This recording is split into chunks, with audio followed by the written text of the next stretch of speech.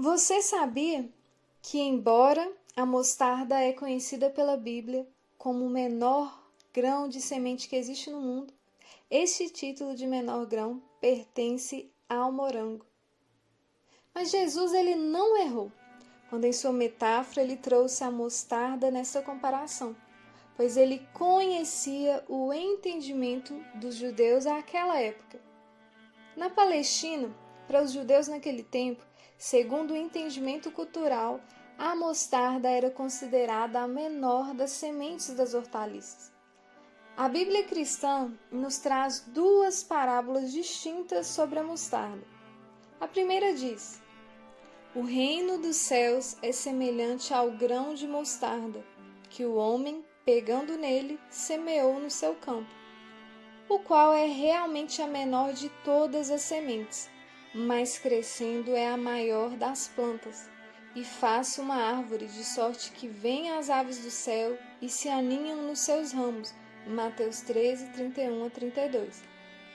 Aqui nessa passagem, podemos aferir que a ação de Cristo nesse mundo é quase que imperceptível. Muitas vezes parece uma atuação pequena, mas, quando enxergada pelos olhos da fé, os olhos espirituais, vemos um Deus que se move, um Deus grandioso, que é ativo e operante. O reino de Deus muitas vezes parece ser pequeno, inferior, insignificante, se comparado a outros movimentos mundiais, tendências, correntes humanísticas que dominam este mundo moderno.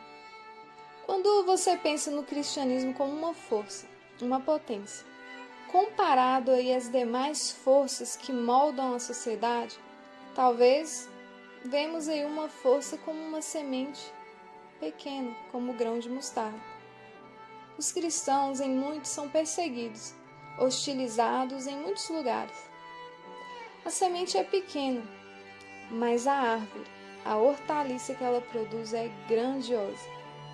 É interessante que essa árvore, diferente do que muitos pensam, ela não se estende verticalmente, mas o seu crescimento é horizontal. O que nos faz pensar sobre o propósito divino em alcançar o homem, como ele é acessível. Lembramos aí de Jesus apresentado também como a videira, que os seus ramos se espalham. E é dessa maneira que o reino de Deus vai tomando aí toda a terra. A vinda do seu reino é certa, podemos confiar, porque essa semente ela tem sido lançada na terra e o resultado será frondoso.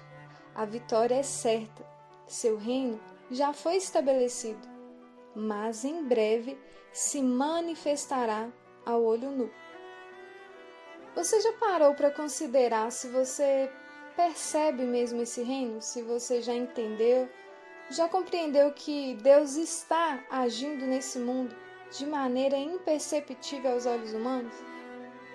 Paulo nos diz: nem olhos viram, nem ouvidos ouviram, nem jamais penetrou no coração do homem o que Deus tem preparado. Mas Deus nolo revelou pelo Espírito.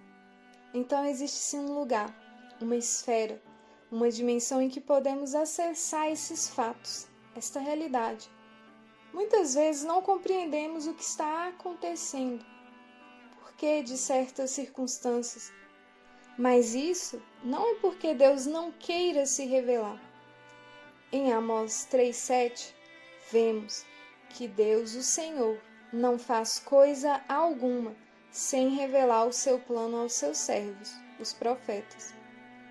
Não há problema aqui na emissão da mensagem. A questão é, temos ouvido? Temos recebido? Temos acessado sua presença?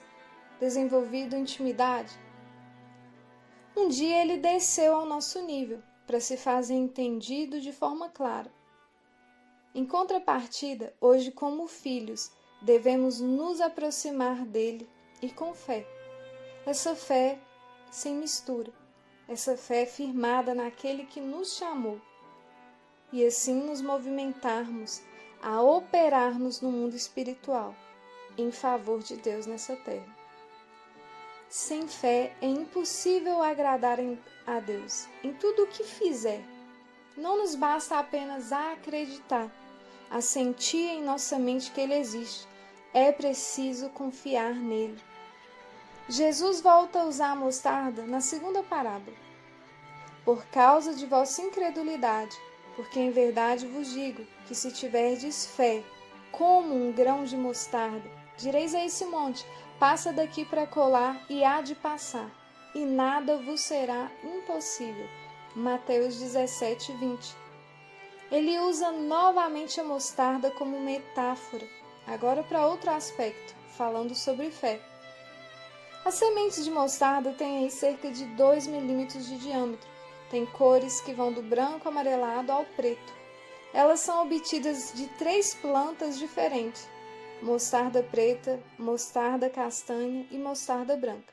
Leva aí de 3 a 10 dias para germinar, sob condições próprias. Nas duas parábolas, Jesus provavelmente falou da mostarda preta. Ela vira uma espécie de arbusto que pode chegar até 5 metros. Existe a mostarda hortaliça, a mais conhecida, e a mostarda arbusto, falada por Jesus como árvore. Entre os rabinos, um grão de mostarda era uma expressão muito comum para qualquer coisa que se referia a pequeno. A comparação feita há 2000 anos por Jesus aproveitou o exemplo de algo muito pequeno se tornando grandioso, de forma que todos os judeus da época pudessem entender facilmente, nos mesmos contextos falados dentro das sinagogas. Mas quando ele comparou aí com a fé, estaria ele se referindo ao tamanho? As traduções mais fiéis desse texto não falam sobre ter fé do tamanho de um grão de mostarda, mas sim como um grão de mostarda, o que, convenhamos, é algo bem diferente. Algumas pessoas saem por aí dizendo que basta um pequeno grãozinho de fé para ver milagres acontecendo. E se a pessoa não está vivendo nenhum milagre, talvez não tenha fé suficiente. Mas esse pensamento, além de cruel, é também equivocado. O mestre não seria incoerente, afirmando em um momento que uma pequenina fé como um grão de mostarda resolve tudo, para logo a seguir repreender seus discípulos por terem uma pequena fé. De modo nenhum. Então, o que de fato Jesus estava ensinando? Claro que devemos considerar aí a questão do tamanho, como os rabinos judeus também consideraram. Mas existe algo mais interessante que só sabemos hoje devido ao avanço da tecnologia. O grão de mostarda é um grão inalterável, não pode ser modificado geneticamente. Como um grão de mostarda está se referindo aí à qualidade do grão. Os melhores horticultores já tentaram, e em vão, hibridar o grão de mostarda e não o conseguiram. Com as outras hortaliças isso é muito fácil, porém o grão de mostarda não pode ser hibridado, ou seja, é o genuíno grão, integral. A fé genuína é como a semente de mostarda, que não pode ser mesclada, alterada, modificada, a fim de produzir frutos melhores, porque o fruto que vem com a fé é genuíno. Trata-se aqui de uma fé completa, firme. Trata-se da fé do tipo de Deus, a fé que é capaz de trazer à existência as coisas que não existem. Não é sobre ter fé em si mesmo, no seu próprio potencial. Não diz respeito a ter fé nas pessoas, dando crédito aos que dizem, nem tampouco fé na circunstância que nos cercam, tendo uma mera esperança. O convite aqui é para uma fé sobrenatural, fé em Deus, fé naquele que é imutável, fé naquele que não pode ser mudado, naquele que é suficiente, perfeito. Esta é a qualidade de fé que Deus intenta produzir em nossa vida. Hebreus 10:39.